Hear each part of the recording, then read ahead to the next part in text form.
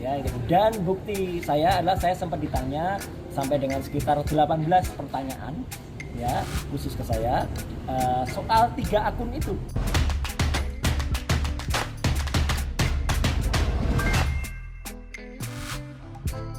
Panik gak? Akun Twitter Roy Suryo disita polisi. Ditulis oleh Syardi dari siwar.com. Polisi akhirnya memulai penyelidikan terkait kasus postingan Roy Suryo mengenai meme stupa Candi Borobudur yang diedit mirip Presiden Jokowi. Sekarang polisi sudah menyita akun Twitternya yang bernama @krmtroysuryo2 demi kepentingan penyidikan. Ia disita terkait yang dia upload itu kan kemarin saya sebutkan namanya @krmtroysuryo2, kata Kabid Humas Polda Metro Jaya Kombes E. Julpan. Zulpan mengatakan akun itu disita sebagai salah satu bukti dalam kasus tersebut. Akun Twitter milik Roy Suryo ini selanjutnya akan diperiksa secara digital forensik. Selain itu polisi juga mulai memanggil sejumlah saksi mulai dari ahli bahasa hingga ahli agama.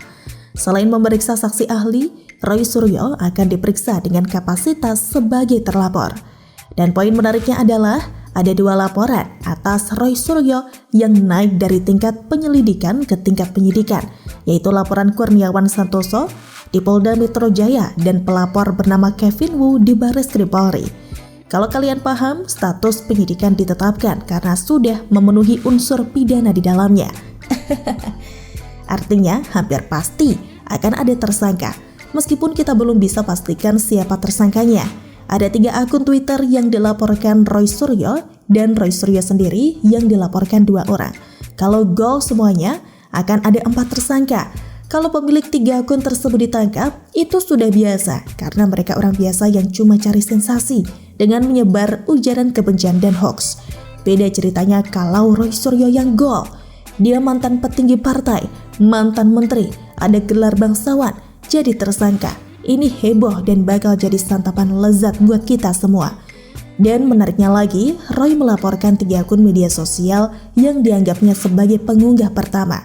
Tapi Zulpan tidak menjawab pasti kelanjutan status laporan Roy Suryo tersebut. Dia menyebut pihaknya akan berfokus pada 2 laporan terhadap Roy Suryo sebagai terlapor. Kalau tadi pertanyaannya, Roy Suryo dipanggil sebagai pelapor ya, saya tidak bisa sampaikan karena yang saya sampaikan adalah hasil gelar perkara naik ke penyidikan adalah terhadap 2 laporan polisi itu, kata Zulpan. Ambiar, itu yang sering tertulis di postingan akun Twitternya ketika menyindir atau tertawa senang. Ambiar, ternyata dia sendiri sedang berada di ujung tanduk dan kemungkinan besar ambiar juga. Panik gak? Panik gak? Panik lah, masa gak panik? Buktinya, pihak Roy Suryo malah meminta bantuan dan dukungan dari Pak Tua tak bermutu bernama Lius Sungkarisma sebagai perwakilan umat Buddha. Ini jelas selawakan murahan. Orang kayak dia kok ditunjuk jadi wakil umat Buddha? Atau jangan-jangan mereka yang klaim sendiri? Ini mirip banget lah dengan kelompok sebelah yang suka mengklaim mewakili umat Islam di seluruh dunia. Padahal siapa yang sudi diwakili mereka? Bikin muntah. Tadi saya baca komen-komen dari netizen soal ini. Mereka ada yang yakin Roy Suryo tak akan bisa lari lagi. Bahkan ada yang menyarankan polisi segera menyimpan panci dan ember di tempat yang lebih aman.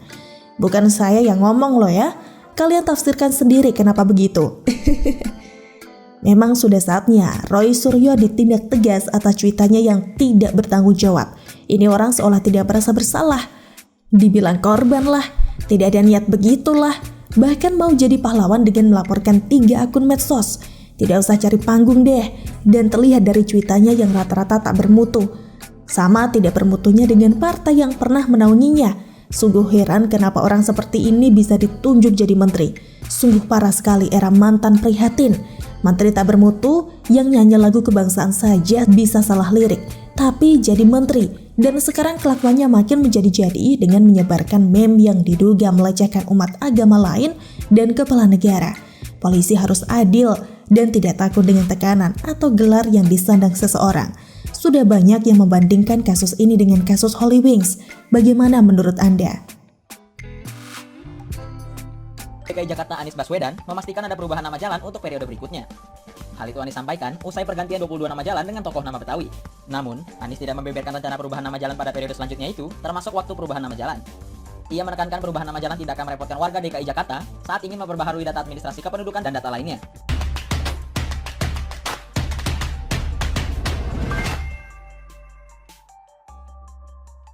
Pusing kuadrat. Anies sebut akan ada perubahan nama jalan gelombang berikutnya. Ditulis oleh Syardi dari siwar.com. Kalau tidak salah dengar, seorang gubernur tidak boleh membuat kebijakan strategis 6 bulan sebelum masa jabatan terakhir. Entah benar atau tidak, tolong diralat. Jadi, Anies akan mundur dari jabatannya pada Oktober nanti, menandai 5 tahun kepemimpinannya yang sangat menguras emosi dan kekesalan banyak orang. Nah, menjelang masa jabatan berakhir, Anies bukannya membuat kebijakan yang sedikit spektakuler menyangkut hajat hidup banyak warga DKI, malah makin membuat banyak kebijakan tak penting yang bikin warga kerepotan. Salah satunya adalah mengganti nama jalan di Jakarta. Ada 22 nama jalan yang diganti. Sudah banyak yang protes. Bahkan kabarnya, ada satu nama jalan yang dikembalikan seperti semula karena warga sekitar protes. Baru-baru ini, Pemprov DKI Jakarta batal mengganti nama Jalan Madrasah 2 di kawasan Rawabelong, Kelurahan Sukabumi Utara, Kebonjeruk, Jakarta Barat menjadi nama Jalan Syekh Abdul Karim bin Asfan. Tapi inilah parahnya, semoga warga DKI tabah menghadapi gubernur seiman ini. Kata Anies, perubahan nama jalan di DKI tidak berhenti pada 22 nama jalan yang telah diumumkan. Dia bilang perubahan 22 nama jalan tersebut hanya awal saja atau gelombang 1. Dia akan meneruskan penggantian nama jalan lain dengan tuntas. Tapi ini tidak selesai di sini. Ini gelombang 1, nanti kita akan teruskan sampai tuntas, kata Anies. Ngeri! Yang bikin orang harap-harap cemas adalah Anies tidak menyebut ada berapa gelombang lagi dan berapa jalan lagi yang namanya akan diubah di Jakarta. Bisa 2 gelombang atau bahkan 10 gelombang. Mungkin juga ratusan jalan akan diubah namanya. Di satu sisi Anies akan mengakhiri masa jabatan sebagai gubernur, di sisi lain Anies membuat repot sekaligus menunjukkan dia ingin mencari simpati orang Betawi. Biasalah kalau tidak pintar ambil simpati, bukan Anies namanya. Saat kampanye saja mulutnya sangat manis, sehingga bisa membuai banyak orang untuk memilihnya. Sesudah itu, zong, banyak yang gigit jari. Kebijakan dan program strategis banyak yang tidak terselesaikan. Program receh yang dijejali kepada rakyat. Alasan Anies pun terdengar sangat lucu dan konyol. Dia bilang perubahan nama jalan di Jakarta dilakukan secara serempak, bertujuan untuk memudahkan proses administrasi. Nama jalan diubah untuk mengenang sosok yang berjasa kepada kota Jakarta, sehingga memberi inspirasi ke masyarakat. Memudahkan proses administrasi? What a stupid joke!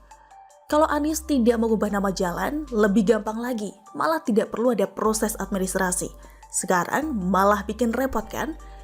Penduduk yang tinggal di sekitar jalan yang diubah mau tak mau harus update data kependudukan dan dokumen lain seperti surat tanah, surat-surat kendaraan bermotor, paspor, dan lainnya.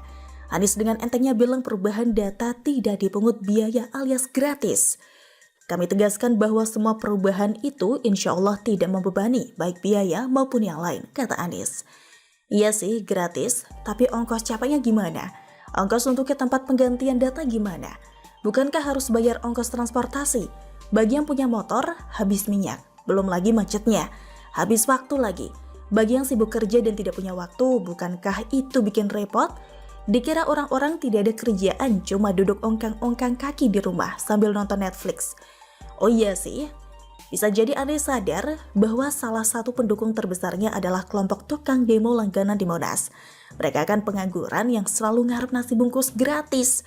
Tampang aja sok suci, tapi di otaknya hanya menunggu nasi bungkus. Disuruh teriak, ya teriak aja, toh tidak ada ruginya. Jadi mungkin secara tidak langsung Anies merasa semua orang punya banyak waktu untuk urusi hal yang tak penting. Malah ada gelombang 2 lagi. Nikmati dan syukuri saja kebijakan dari gubernur pilihan mereka. Saya juga mencium bau-bau tidak enak. Mungkin nanti semakin mendekati masa akhir jabatan, Anies bakal bikin banyak orang makin repot.